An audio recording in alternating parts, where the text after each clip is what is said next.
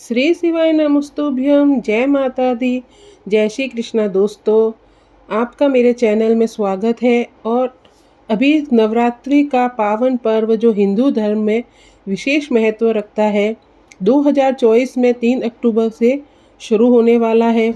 इस पूजा में और माँ की आराधना में जो भी सामग्री लगती है या इसके बारे में इस वीडियो में पूर्ण जानकारी है, ताकि आप कोई भी चीज़ या सामग्री माँ के आराधना के लिए शेष न रहे। तो चलो जानते हैं वह सामग्री कौन कौन सी है। शारदीय नवरात्रि 2024 जो अभी 3 अक्टूबर को शुरू होने वाली है, उसकी सामान की संपूर्ण जानकारी। चौकी या पाटा, हमें चौकी या पाटा 1 या 2 चाहिए। जिसके फिर चाहिए लाल वस्त्र या पीला वस्त्र। आपको लाल या पीला वस्त्र 1 या 2 मीटर लेना है। काला और सफ़ेद नहीं लेना है। माता रानी की फोटो या मूर्ति धातु की या मिट्टी की, जो भी आपके पास हो वो आप पूजा में ले सकते हैं।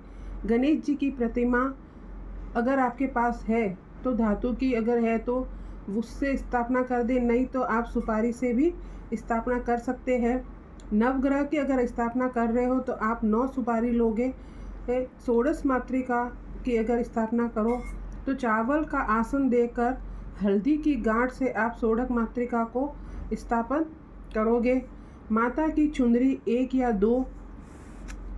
पंचामृत के लिए आपको दूध, दही, घी, शक्कर और गंगाजल चाहिएंगे। लेकिन अगर आपके पास पंचामृत के लिए किसी वर्ष ये सामग्री नहीं है तो आप कच्चे दूध से भी माँ का अभिषेक कर सकते हो।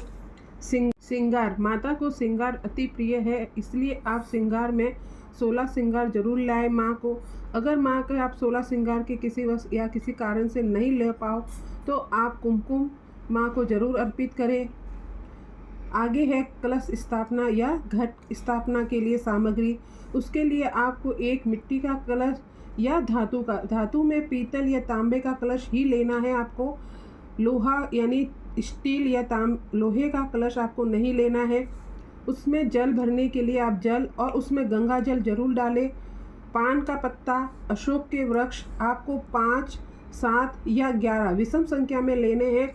यहाँ पे आपको ध्यान रखना है कि पान का पत्ता और अशोक के वृक्ष के पत्ते थोड़े पके हुए होने चाहिए। कच्चे मत लाना या कोमल मत लाना, जिससे वो पत्ते जल्दी ही सूख जाएंगे।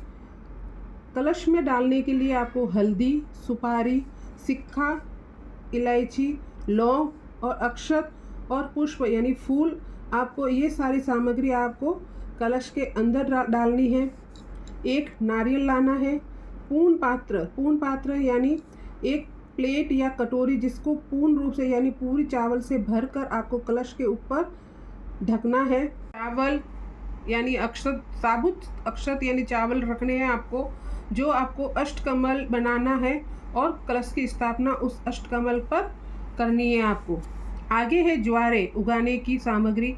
ज्वारे, गेहूं या सप्तधान, आप तीनों में से कोई भी ले सकते हो। अगर आप ज्वारे आपके पास है तो उससे कर सकते हो, गेहूं हो तो आप उससे कर सकते हो, और सप्तधान से आप कर रहे हो तो सप्तधान से कर सकते हो।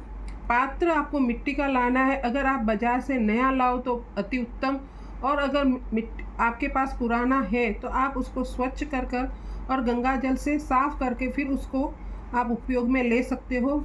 और तीसरी चीज़ है मिट्टी शुद्ध और स्वच्छ होनी चाहिए, साफ होनी चाहिए। गंदी मिट्टी का उपयोग आपको नहीं करना है। अखंड ज्योत जलाने की सामग्री में आप मिट्टी का दीपक या धातु का जो भी आप दीपक लेना चाहो या अखंड ज्योत लेना चाहो वो ले सकते हैं। आप किस प्रकार की बाती उसमें जलाओगे उसी प्रकार से आपको घी की भी लेना है। घी या तेल आप अपने सामर्थ्य के अनुसार दोनों ही ले सकते हो। आप अगर घी चाहो तो घी ले लो, तेल लेना हो तो तेल ले सकते हो। कम से कम 1 किलो या 1.5 किलो आपको इसका पूजा सामग्री, जिसमें धूप बत्ती, अक्षत, रोली, चंदन, हल्दी, कुमकुम। जनेऊ आपको 4 या 5 लेने हैं भगवान गणेश जी के नवग्रह पे, कलश पे, इसलिए कम से कम आपको 4-5 जनेऊ पूजा में रखने हैं। कलावा या मौली जो वस्त्र के रूप में रोज़ पूजा में उपयोगी होगी, इसलिए आप इसको ज़्यादा ही लें। शहद माँ को बहुत प्रिय है, इसलिए शहद ज़रूर लें। इत्र आपको पूजा का जहाँ सामान मिलता है वहाँ ज़रूर मिल जाएगा, इसलिए इत्र आपको एक ही लाना है और वो ला के रख देना, रोज़ ये पूजा में काम आएगा।